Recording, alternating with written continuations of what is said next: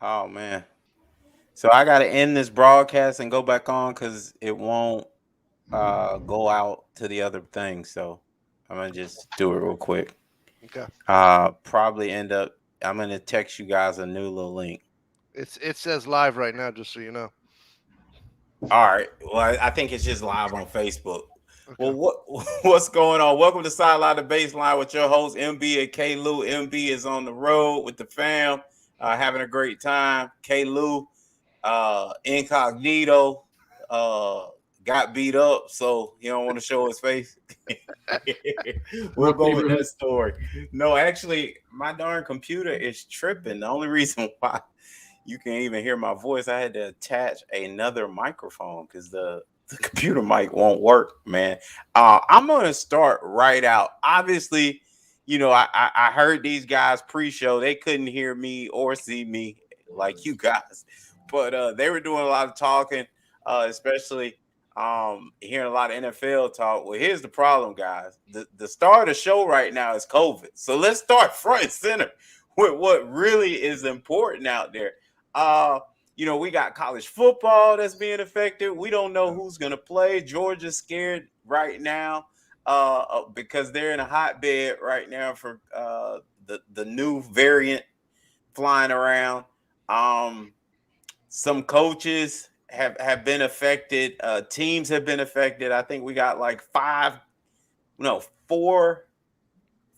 actual bowls that have been canceled outright, Yep. and then three more that one of the teams can't participate because of COVID. I mean, it's cool to talk football, but it looks like football is in jeopardy again. Double A.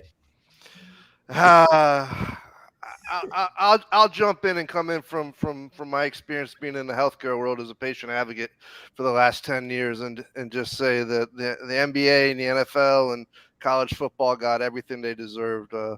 There's no doubt you can still get COVID even if you're vaccinated, but they shouldn't have been letting all these people in these stadiums without at least getting vaccinated. Because what it's showing is that if you got vaccinated, that you're going to recover or you're going to be asymptomatic.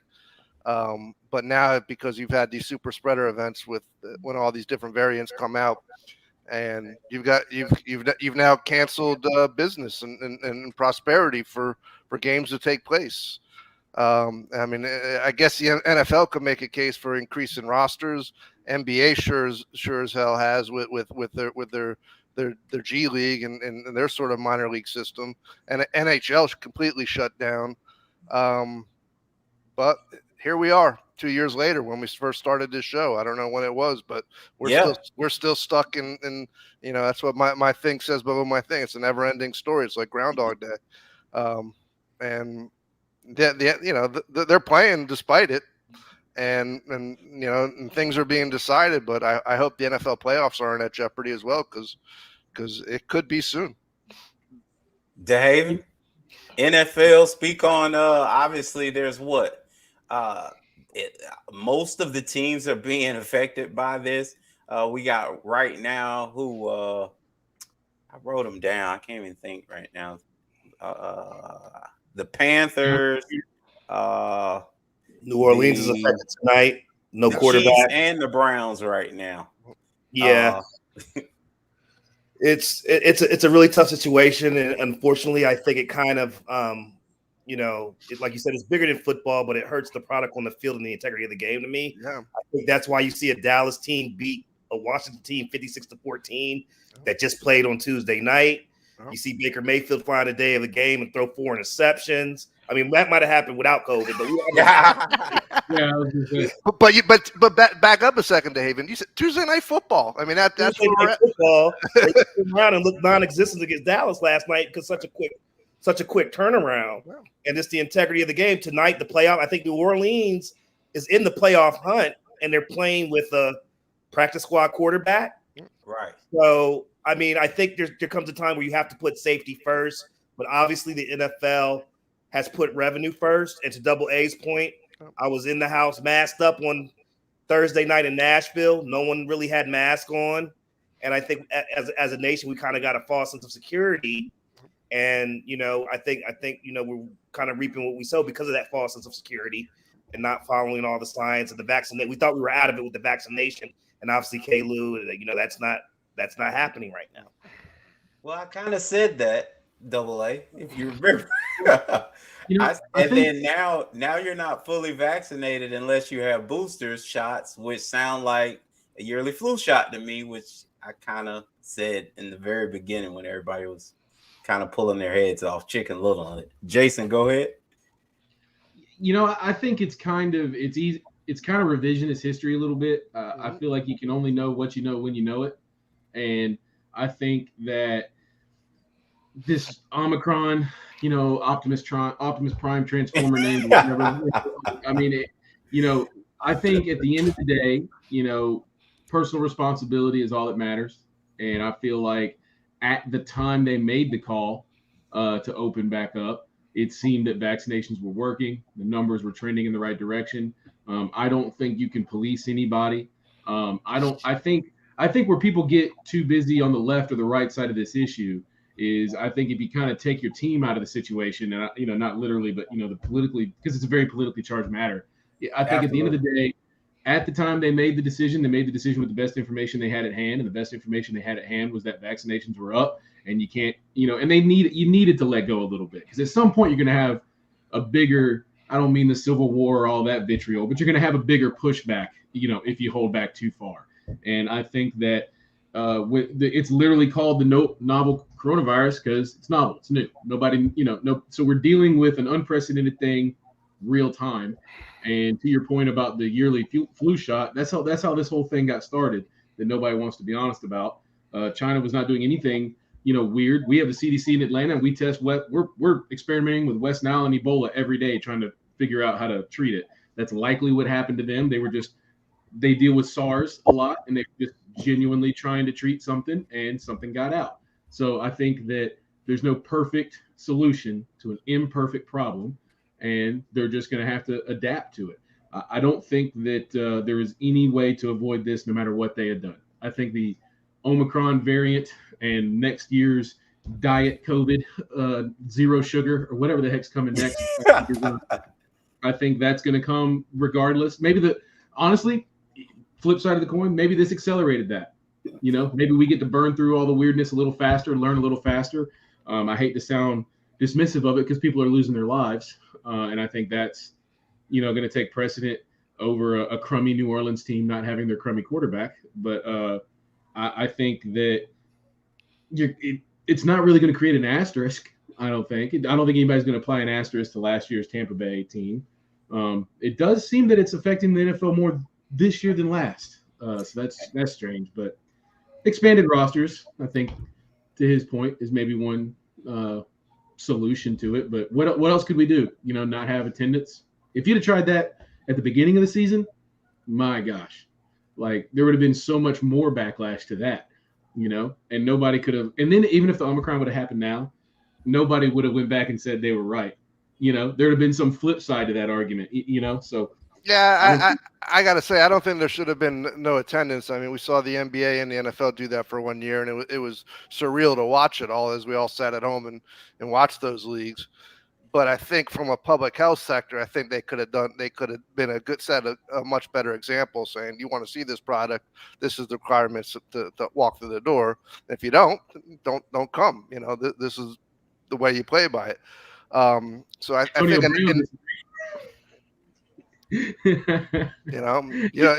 you don't smoke cigarettes in a movie theater. These are public health things. So you don't yell fire. So I think that they're part to blame, but blame is a non-issue at this point. And you will have everyone carrying some sort of form of this virus at this point, and now you are into an endemic situation and getting yearly boosters or flu shots or whatever the hell it may be. But at the same time, you got some big football players that definitely are vulnerable to this, and they're not going to be the ones necessarily asymptomatic. More the young little receiver guys than the cornerbacks, but those big offense and defensive linemen, they need to be worried.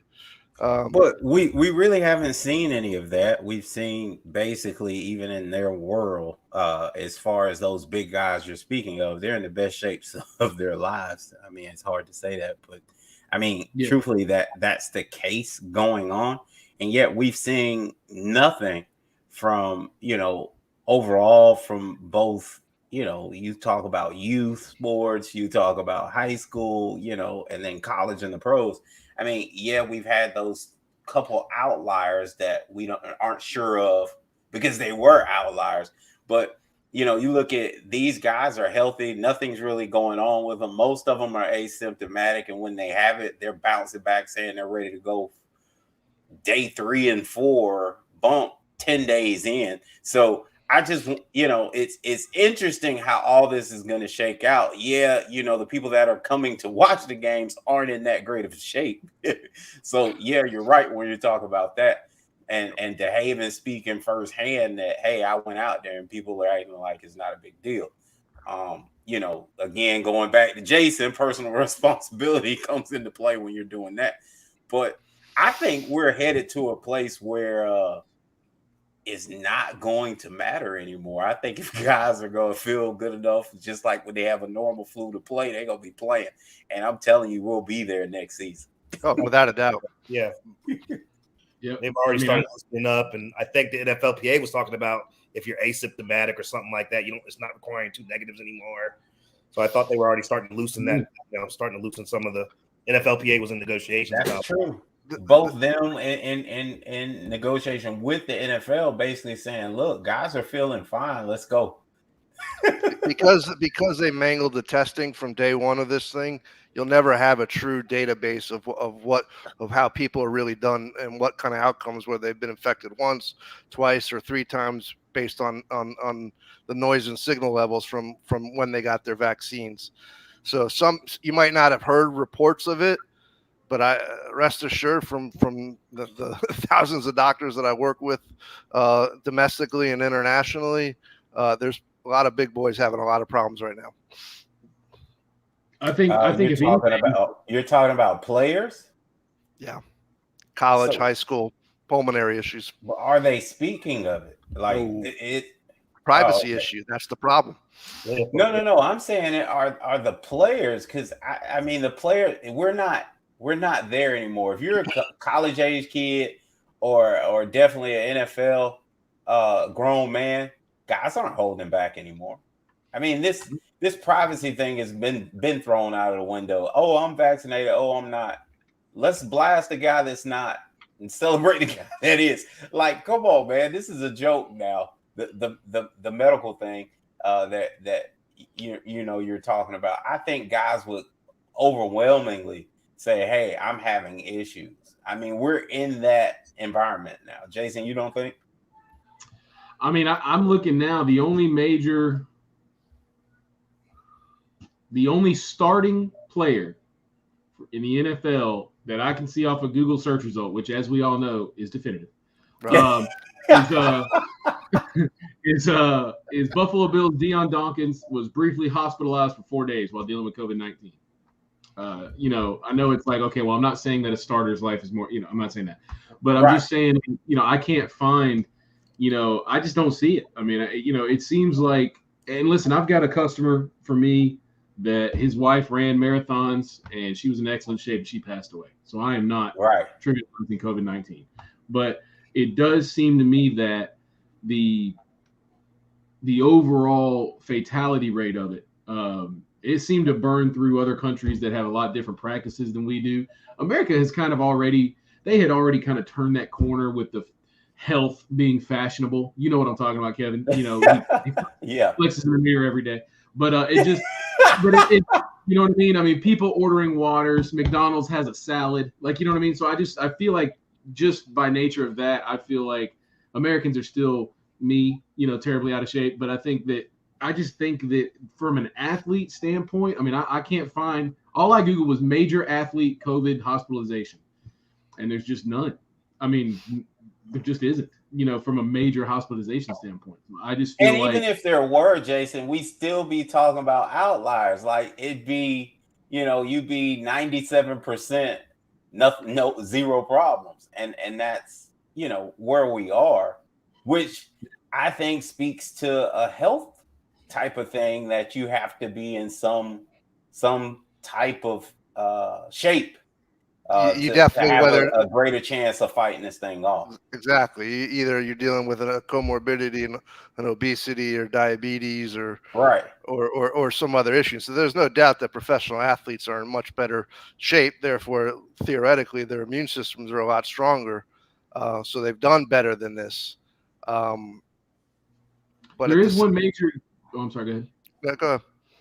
Well, I was gonna say there is one major athlete I did forget about. I don't know if you guys watching the UFC, but a guy named I'm gonna butcher his name because it's impronounceable. It's Hamzat Chimaev. But he was hospitalized, but never mortally in danger. But he was hospitalized from like a lengthy recovery standpoint and almost dropped out of the sport. And Wow. He's probably one of the hottest names in the UFC right now. He's undefeated. He blows through everybody, and he's like a fight away from a title shot. That's the only thing off the top of my head that I could think of.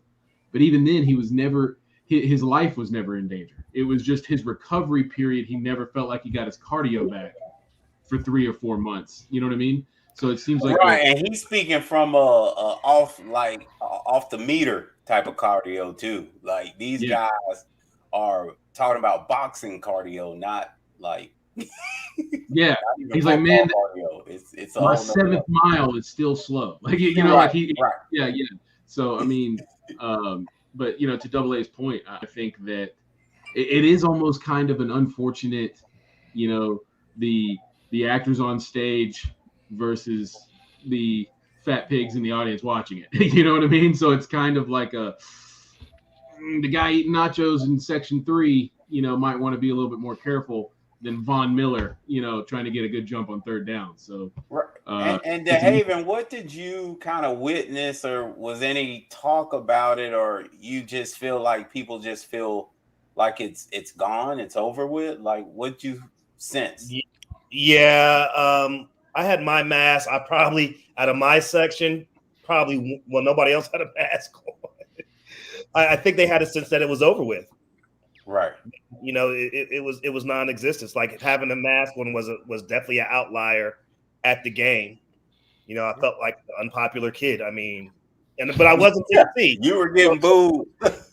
Look at the nerd with the mask on. But Caleb, the other point was I was in Tennessee, which is a different. I think certain states will be different, but in Tennessee, you're from Georgia, bro. I'm from South Carolina, but let's not Tennessee it up. I mean, that's true, Jason. We were the first state to open. Yeah, we never shut down. He's talking like Georgia's got this like metropolis of learned scientific community, like 40 minutes outside of the city limits. You got banjos and all kinds of stuff. As Kay Lou's alma mater will tell you, with the most prestigious medical research school in the country, you all are living in the diabetes belt. But Caleb, they were shaking hands. When Tennessee scored, everybody was high-fiving and like. Yeah, but did you drive to the game? No, I flew. You flew from Atlanta to Nashville? Bougie. Yeah. Bougie. That is bougie. I was going to give you crap about driving there. Like, if you can drive there, you're not that far outside of. But I come through Atlanta every day. Just in driving there, and it seems like it feels gone in Georgia too. I mean, it's not until I recently went to Philadelphia. I recently went out west a little bit. It seems like people don't start getting, careful again, I should say, until you get around mid-Illinois up towards Chicago. Yeah. Around Virginia, masks were back. Kind of Phoenix-ish. Like, you know what I mean? It just kind of like the city centers are the only ones taking it seriously still. I was just out in LA a couple months ago.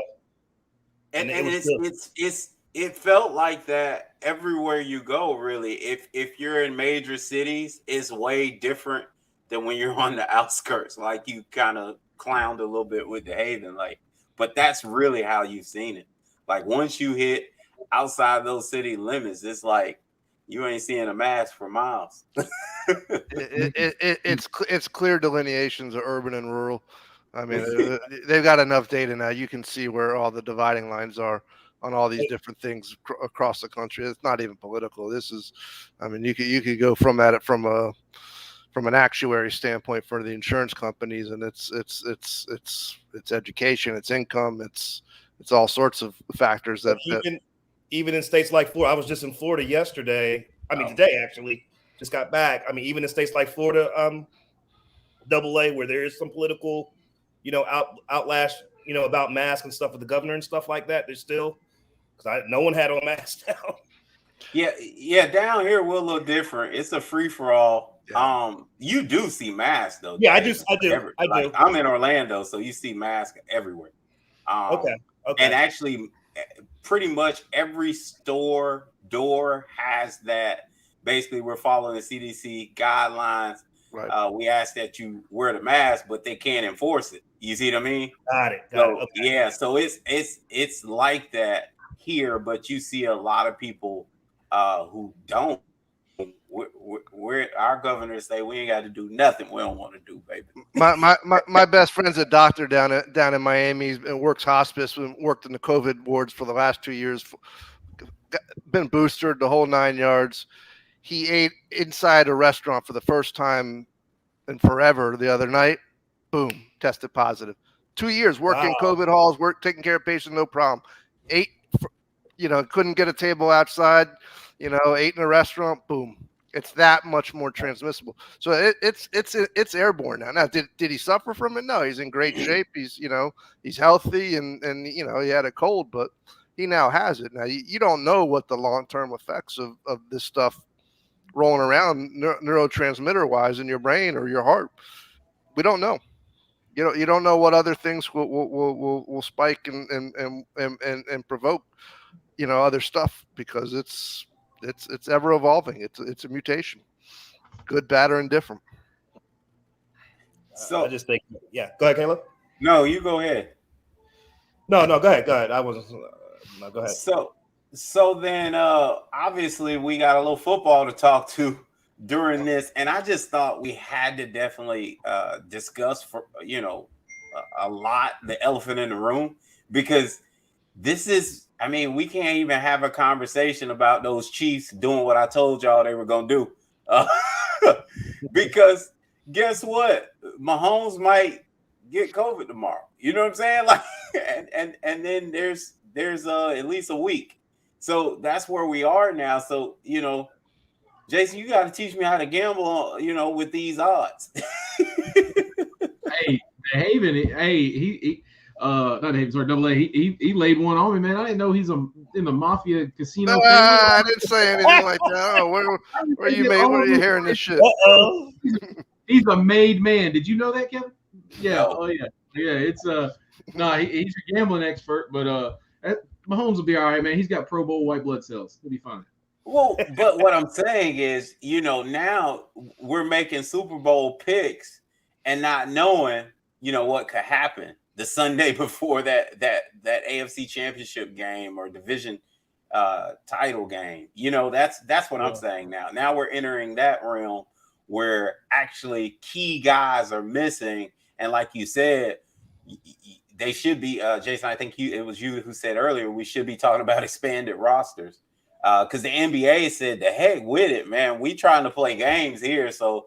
Hey, who's still out there? ISO Joe, you still want to play, baby? Let's go. ISO had a bucket. He had 2 points. Isaiah came back. They're bringing everybody back. Yeah, right. If you're a coach, and I will tell you, it's finally NBA we figure out that they don't have a secret agreement with COVID. That COVID don't like them either, because somehow we thought they, or at least. Myself and MB thought they were immune to it for quite some time. Yeah. In a bubble, it worked. They proved it could work. There's no doubt. Like I said, but that's a couple variations back as well. So yeah, if you're a coach though, after you win that AFC or NFC championship game, you got a week off for the Super Bowl, man. I'm sending my starting quarterback to Applebee's, 2 for $20. I want him to lick every doorknob in that place. Go ahead and get it. So you can be clear for the Super Bowl. I mean, because it's almost like, what if you go the whole way without it 2 days for the Super Bowl? You know what I mean? So, but I'm even talking about guys. The season that happened 2 days after we won the title. You still had the entire NBA go through a season, and the fans were limited, I guess, and they still didn't have any issues with players. But now, they're calling up from the G League every day. Yeah, because the bubble, what, 2 seasons ago? We think about it. Right. That's what I'm saying. You just skipped over a whole season with Milwaukee winning it. Yeah. I forgot about that. Completely exactly. Because it started like 2 months later, Jason. They finished one season, and 2 months later they started another. We're back at it. Man, that's like NASCAR rules. Don't they start 2 months after the end of their last one? Hey, they don't count though. Them cars out there doing the work. So let me ask you this: there's a Final Four coming up in college football. If you're Saban, if you're Harbaugh, if you're Kirby Smart, they've got these guys locked down, right? But what if they win the semifinal game, and then they're out the final game? Yeah, that's. And I got a better question, guys. With the way, all of us, I'm sure, at least saw some highlights of that Florida team getting drugged by 8-4 AAC ball club.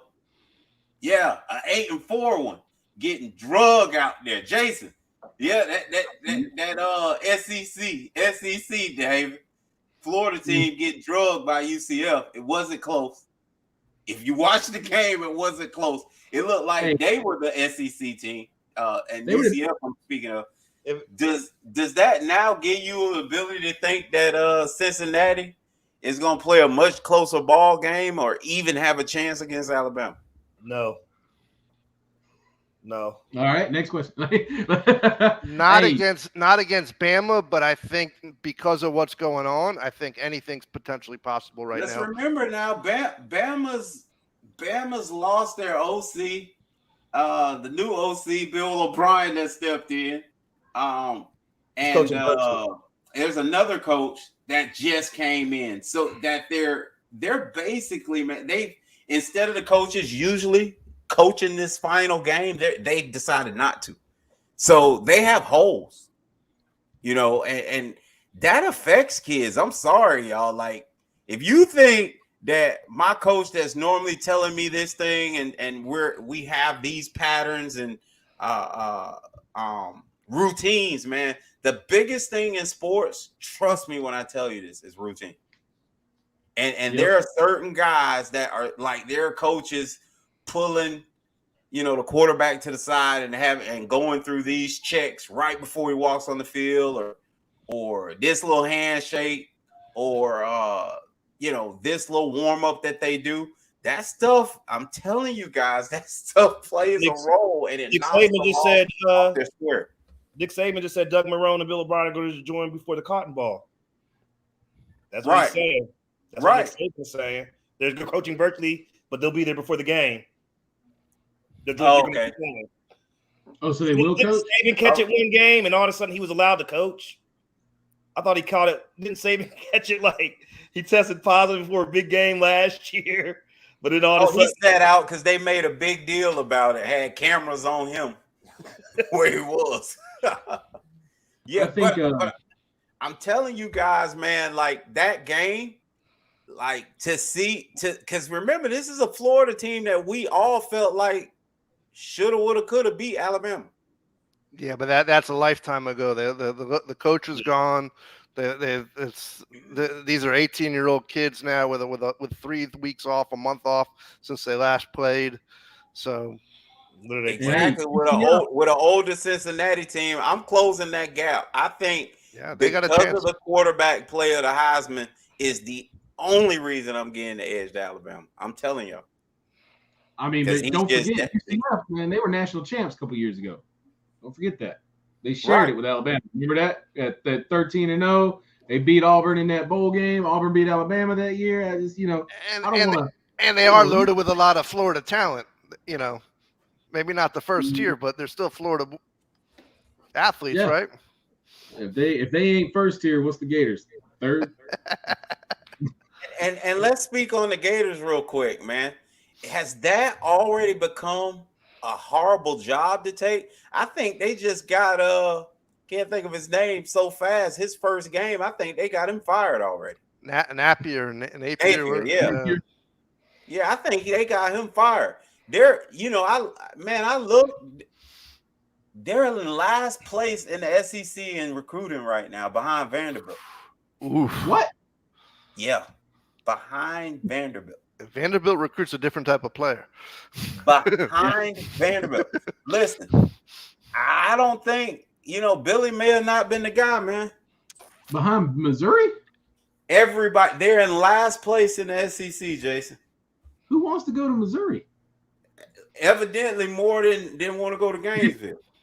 But you got to think, man, that he fired guys, right, on the way of himself getting fired.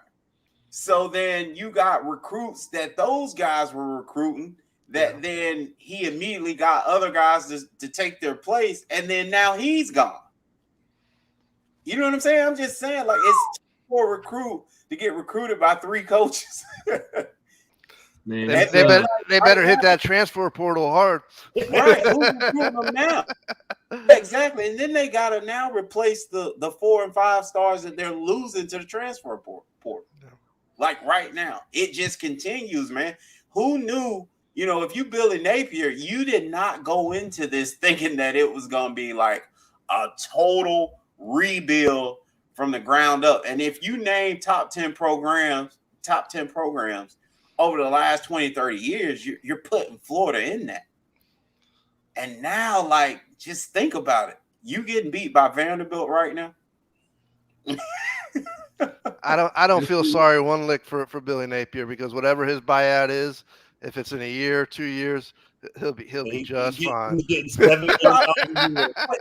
But listen, let's just not go directly to there, because he didn't get into it for that reason. And he didn't, you know what I mean? He didn't take that job for that reason. That was I'm about to compete with the big boys and have a chance at a natty type of reason to want to be in Florida. So that's what I'm saying. I'm saying, looking at it with those eyes, he has to be trying to figure out what in the world has he walked into.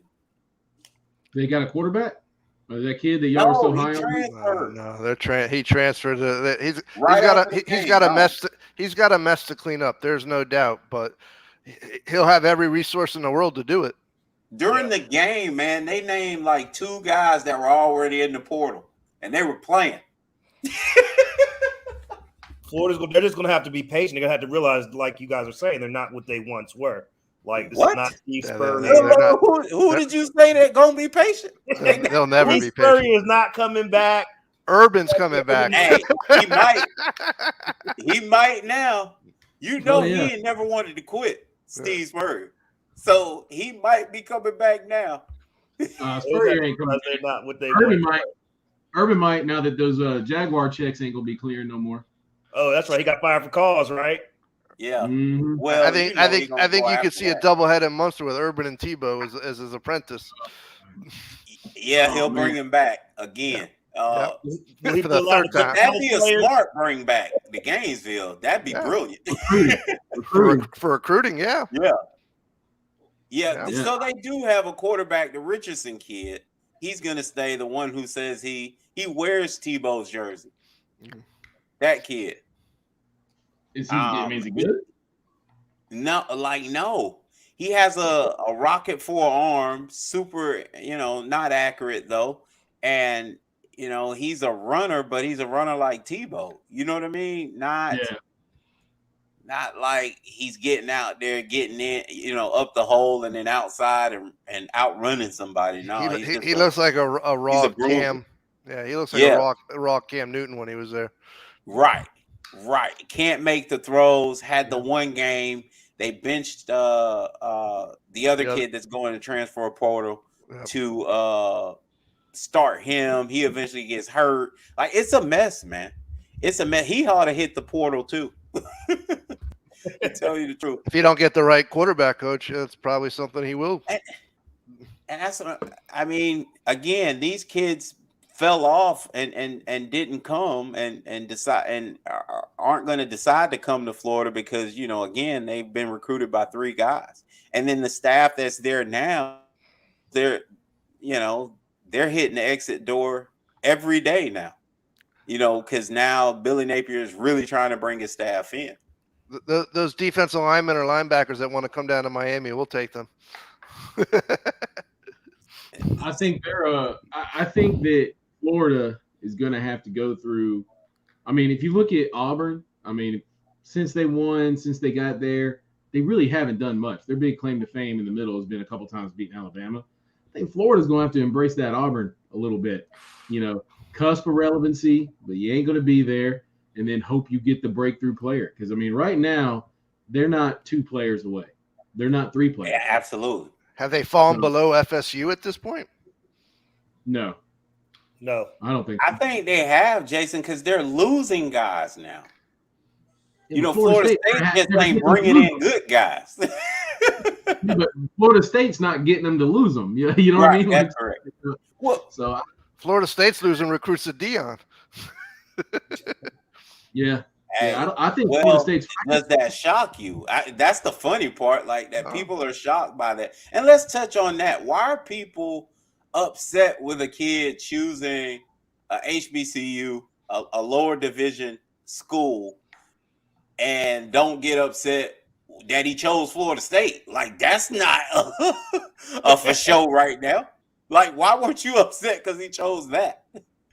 I think that's just people that don't know better. That's up in arms over it. I mean, that kid that went, you talking about the kid Dion Flip from Alabama? Yes. Yeah. That kid's a first rounder no matter where he goes, and he knew that. Right. So now he just has the chance to be coached by his idol and the best to ever do it at the position he wants to play, as opposed to a very good but not Deion Sanders, Nick Saban. So So he was going to go to Florida State. Do what? He was going to go to Florida State. I thought he was going to Alabama. No, he was going to Florida State. That's why I'm laughing, Jason. Like, they're saying like that was a huge drop off. Yeah, that's true, Jason. But the whole time on the radio, they were comparing why didn't he play for Saban? Hang on. No, Miami flipped the Alabama tight end. That's who's coming to Miami, Skinner. But hold on. The difference is now is name, image, and likeness. He'll get paid at Jackson State. My only question is he playing against enough competition, for the resume? Is he going to improve against the level quality of play at Jackson State as he would have in one of the Power 5 schools? So one of the things that you make up, though, when you do stuff like that is your numbers speak for you or the lack thereof, meaning like either he has some crazy number of picks, leads the nation that way, or they actually never throw to his side, so it means the same thing. Like, he had an offer. He had an offer from Alabama. That's what it was. Because when Randy Moss went to Marshall, I mean, he tore it up. I mean, it was night and day what you saw on the field. Yeah, he looked the same when he got to the NFL too. No, like he was playing against the same DBs. But when he went from where was Randy at? FSU? I forget what school he was originally. Yeah, he at. got kicked out of Florida State. Yeah. So when he went to Marshall, it was like he was playing another gear with those kids on the field. No, that's what I'm arguing. It felt like that in NFL too. Yeah. Who was running with him in the league? Nobody. I think it's even worse that it's Florida State. See, the take I saw on it was just, I guess people were saying that he had a commit or he had an offer from Alabama. This tells you how bad Florida State is. That entire interview I listened to, they never even discussed that he was committed to Florida State. They just pushed that to the right. No, because the major news stories was the Florida State alumni were burning Dion's jersey. That's where it got to. Right. Like LeBron left Cleveland. What were you gonna do with the kid? Now we're gonna lose 27-17 instead of 34-17. Like, so, this kid is gonna be unbelievable too because I saw footage. He's gonna play both sides of the ball and he's gonna return kicks. Like, so this kid gets to actually be Dion. If you look at this kid in his 7-on-7, he looks better at wide receiver. Let me just let you know that. If you pull up his 7-on-7 highlights, he looks way better as a wideout than he does as a DB. And he's going there to play DB, just so you know. Yeah, they had a showcase game the other day where his high school played Bishop Gorman. He made this catch so sick.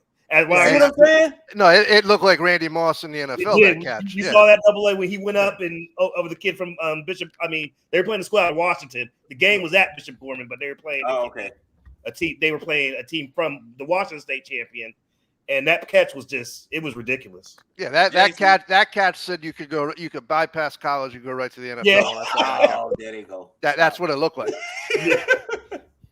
Yeah, so, I think, if not for nothing, just a body development couple of years. Seriously, you need to put some weight on him. Get him in the program. It's 16 games, man. Yeah. Very few make it through 16 games, and these are guys that know it. Walter Payton went there. There's a couple other guys that Jerry Rice, Doug Williams, Mississippi Valley. But they went to the secondary. Doug Williams went to Grambling. Right. Yeah. I mean, but like you said, K. Lewis, it's all about the numbers. Like Steve McNair was the number 3 pick of the draft from where? Alcorn State, because he had 6,000 yards in one season. Yeah, 6 in the air, and then probably about another 15 on the ground. You can't deny first round 7,000 yards, no matter what the level of competition. 7,000 yards in a season. Yeah. Well, Caleb's teammate Strahan went to Texas Southern, right? Yeah. Yeah. You know, another component that could be made is at Florida State, he wouldn't really be protected that much. I mean, you can get in trouble at Florida State. You go to some of these smaller schools, there's both less opportunity to get in trouble and, you will get protected a little bit more if you do slip up a little bit. I mean, that's a very real thing That's what Joe Burrow said about the Bengals. That's why ain't nobody getting COVID on their team because they got nowhere to go out at night. And they don't have an indoor practice facility. Like I said, you can argue that Deion is going to get this kid a lot of exposure. I mean, I think Barstool follows these guys now, so I mean, Deion's always on social media, so he might get more exposure going to Jackson State than he would at Florida State. This is all well and good until they have a good year next year. And Florida State hires Deion. He's like, hey, listen, all right. I was just messing around. Come on, man. I mean, it's so hard for them to justify Norvell at this moment when he's worse than Willie Taggart. At this, at both of their tenures at Florida State, he's a worse. He's and you argue Willie Taggart all you want to, but Willie somehow was able to recruit as well. Like he was able to get him in there. Like now Norvell can't recruit. He's losing to Jackson State, and he can't win. Like, what do you hang your hat on with that guy?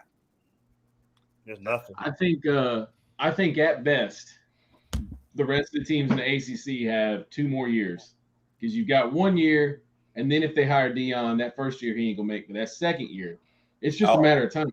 Does he go anywhere else? No, I don't think he goes. I think that's what he's waiting for. And here's the cool part. Deion gonna try to make a point too. He's gonna try to get every single kid from the state to state. From here. What are they waiting on?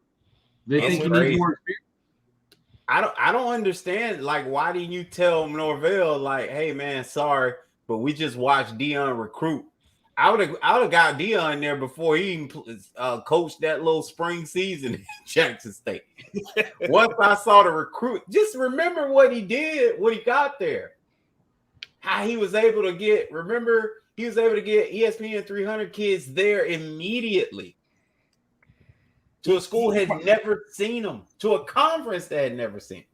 It was his third year. Don't you think FSU would have already offered him everything he wanted? Really. Let's gave him a blank check. This is his second year. It'll be considered his third year because of that crazy spring season.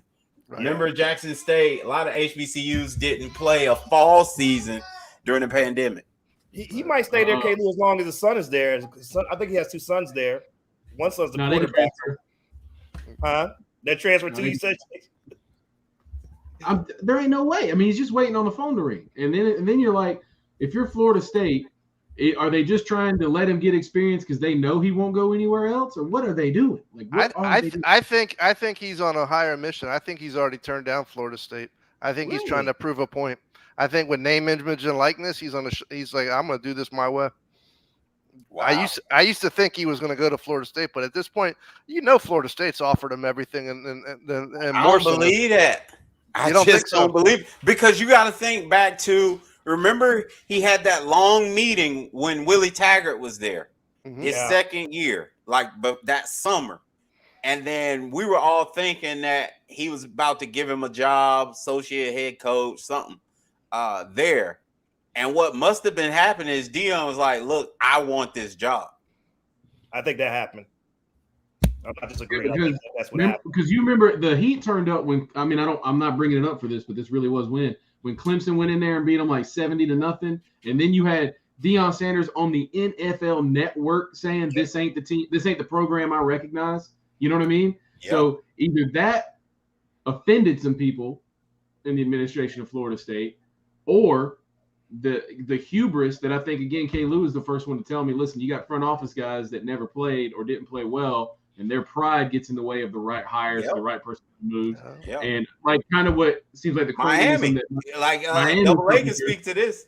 So, it's got to be somebody's hubris at Florida State. Like, no, I'm going to fix it. I'll fix it. We ain't got to bring him. I'll fix it. Like, you know what I mean? Like remember, MB would, for whatever reason, couldn't see it, but I kept telling him the administration, the decision makers don't have the same feelings as you guys who are saying, your vision of the program. It was not the same, and you see what had to happen.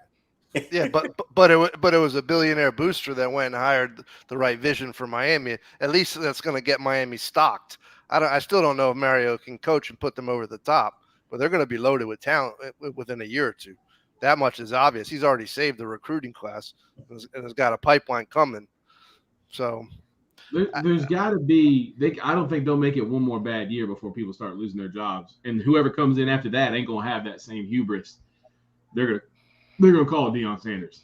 But that's what's the problem, though, and Double A, again, needs to speak to this. They don't fire them. Those are the last people to go. Like, it's crazy. The guys that are these decision makers, the presidents and the ADs that are coming in are making all the decisions of who to hire and fire.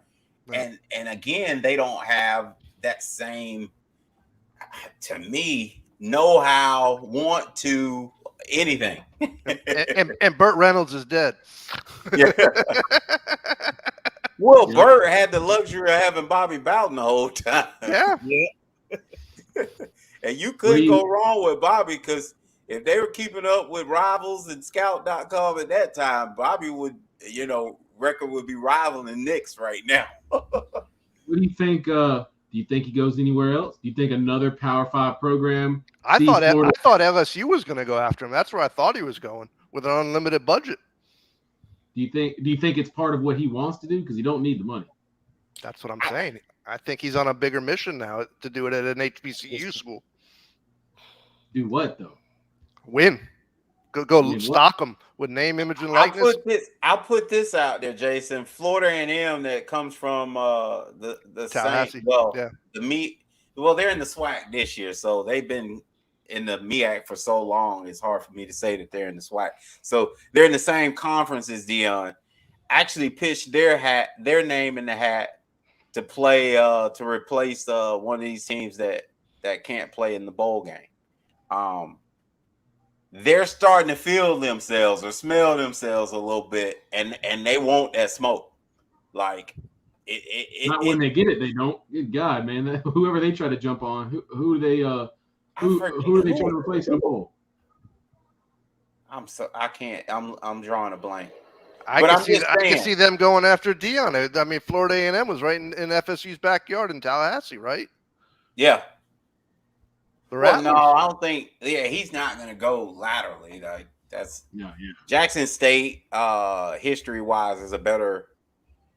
I mean, both of them are great programs history-wise. Let me just. But Jackson State took the chance on him. They put him in. They put him there. They gave it to him.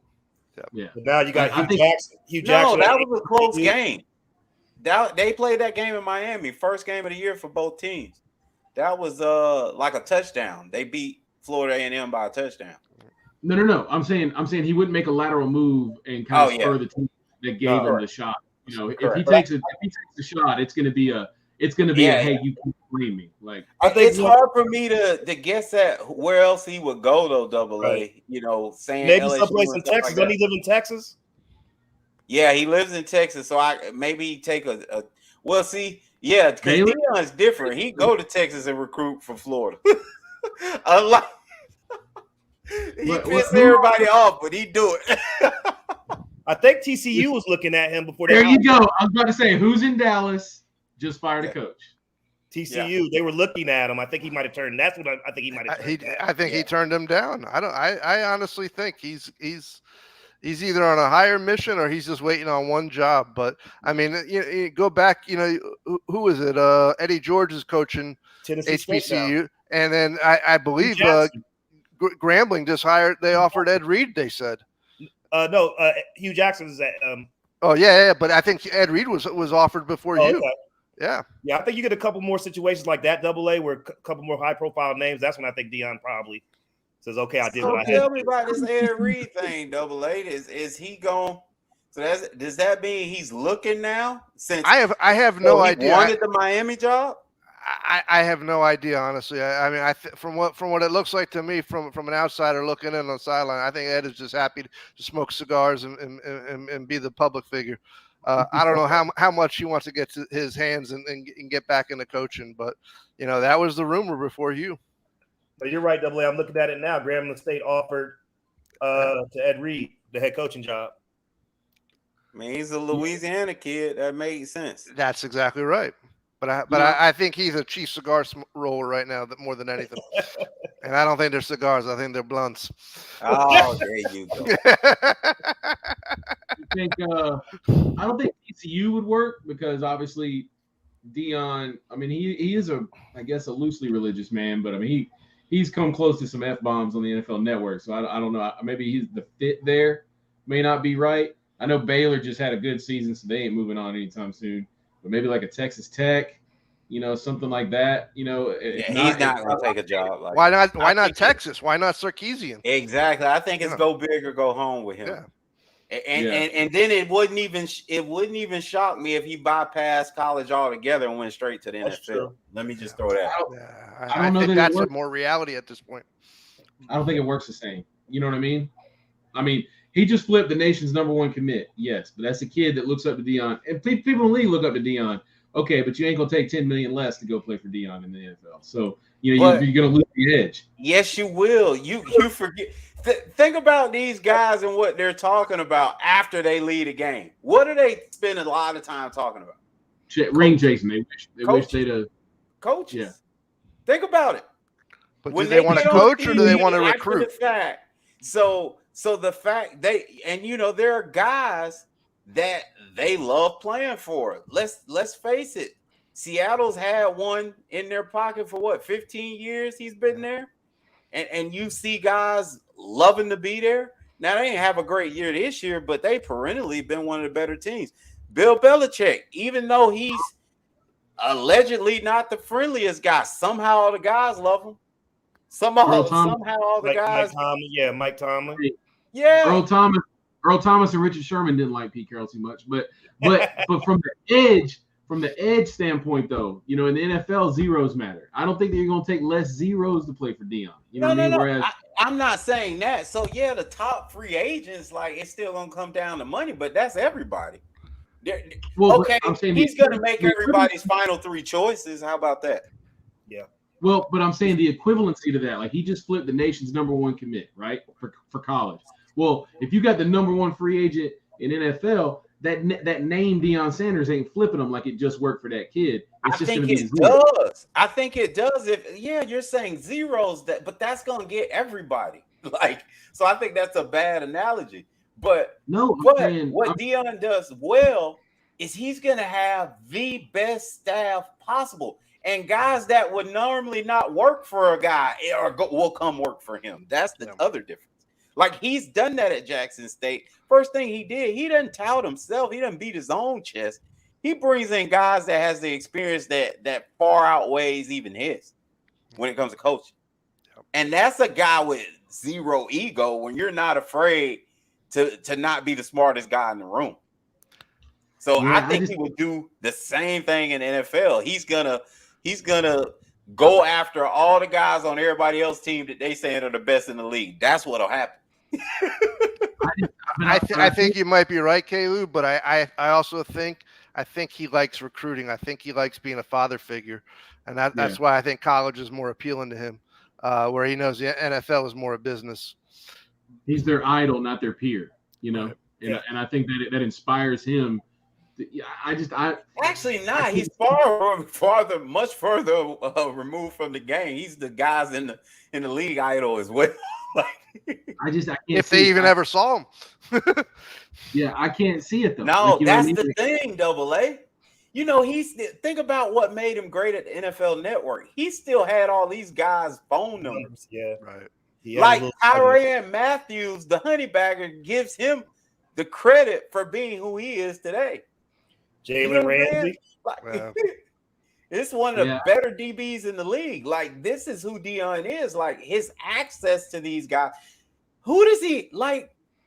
Man, y'all got to pay attention to Jack State a little bit more. He got all these guys coming there, by the way. They're coming to see the team and talking to the team. Same people y'all talking about right now. Hey, you see who we had visit a couple weeks ago? Brittany Renner. No. Yeah.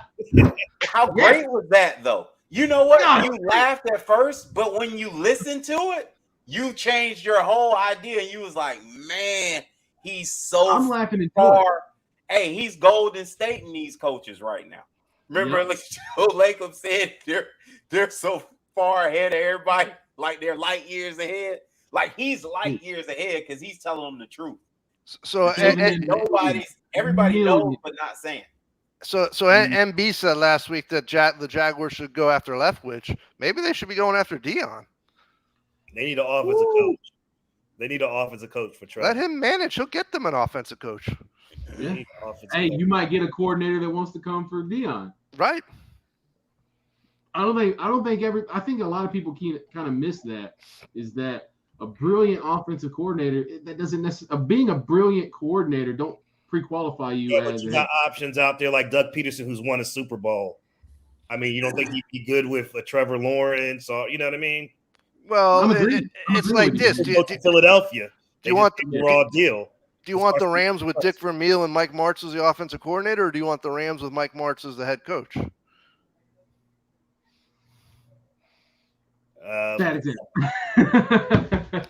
You need someone to keep Mike Martz in check. And I think that's what Vermeil's experience and wisdom gave you that. Yeah. But I'm saying there's still options out there, you know what I mean, that have won and have been offensive coach. Look at Frank Wright. He was a quarterback offensive coordinator, and he's a hell of a head coach. I mean, look what they're doing. Great head coach. Great head coach. So, and he was so I think it could be done. I think when you bring a young coordinator like the Joe Brady thing, I just think with him, that's kind of too young. He proved himself on the college level, but not on the pro level. I think he tried to make the jump a little too early. Who, Deion? No, Joe Brady. Yeah. We talk about offensive coordinators that could. Joe Brady's problem seems to be like he didn't bring the scheme; he brought the plays. You know what I mean? Right. And I think that the ability to have a scheme, the reason why it's called a scheme, is because how do you adjust those plays throughout the game as the defense adjusts to what you're doing? And so you show and do, and then wrinkle. And the problem with Joe Brady is there was no wrinkles. It was just different plays. And I think that's why I don't think he's getting enough. Let me ask you this: do you really think Kellen Moore needs Mike McCarthy to keep him in check? If Kellen Moore said, "I'm leaving tomorrow," Jerry Jones will boot Mike McCarthy out the door. Yeah, I think you're right there. He doesn't need Mike McCarthy to keep him in check. I just don't see Deion in the league. I don't either. Yeah. Well, that's a good place to end. We'll definitely get a chance to see. Appreciate you guys coming out crying in Carolina. Never in this story, baby. Behaving. Ain't no more playing GA. You don't care what y'all say. No matter what y'all say. ATL. Hey, Kyle Pitts would have looked good in that 49ers uniform. We got our young stud. We got our quarterback. Hey. We straight. Hey, have you blocked Jimmy G on Instagram again, or y'all cool? I did. Oh, The man. marriage. He gone. So That did was John a great Lynch. picture on the text with the Debo and Kittles Yep. riding the bike. Hey, Karen. pan that camera. You got Jimmy G's face on a dartboard in your office. But he took 3 touchdowns next week. I'm gonna put his jersey back on. Oh, they man. still Well, might get in that NFC West might get 3 teams in, it looks like. So you never know. Yeah, Jimmy G's got to beat the Texans next Sunday, but they're hot right now. They beat. Oh, before you guys go, that's quietly the best rookie quarterback's been that kid out of Stanford. Yeah, Mills. Yeah. Sean, who? Go ahead and sell him for cheap. You don't need him. Well, we appreciate y'all coming through, pulling up, hollering at us, because you know us. From sideline to baseline with NBA and K. Lou. The Haven. Never in the store, crying in Carolina. We out of here. Peace.